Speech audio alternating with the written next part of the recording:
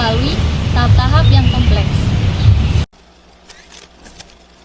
Prosesnya, sel inti membawa secara langsung tidak ada pembentukan spindle mitotik ditemukan pada organisme sederhana seperti bakteri dan beberapa sel eukariotik tertentu. Hasilnya, dua sel anak yang identik dengan jumlah kromosom yang sama dengan sel induk. Kita masuk kepada mitosis.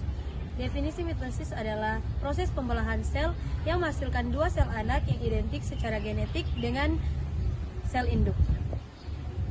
Tahapan mitosis. 1. Profase. Kromosom yang menjadi terlihat, nukleus menghilang, dan membran inti mulai menghilang. Yang kedua, metafase. Metafase adalah kromosom yang berbasis di tengah sel plano ekuator. Ketiga, anafase. Kromatid terpisah dan bergerak ke kutub sel. Keempat, telofase. Kromosom mulai memisah, membran inti terbentuk kembali. Kelima, sitokinesis. Pembagian sitoplasma menghasilkan dua sel anak.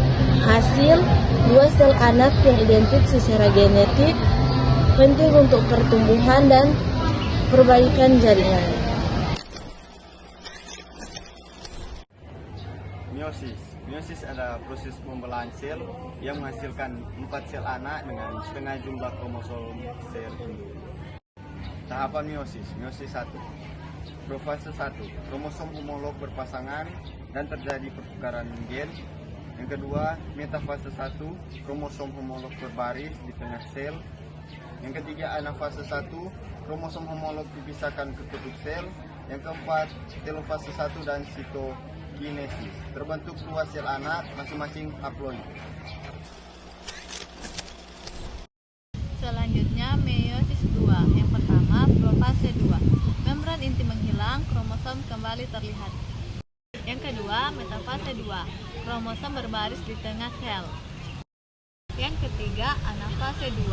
Kromatid terpisah dan bergerak ke kutub sel. Yang keempat, telofase 2. Terbentuk 4 sel anak hiploid. Audio Jungle.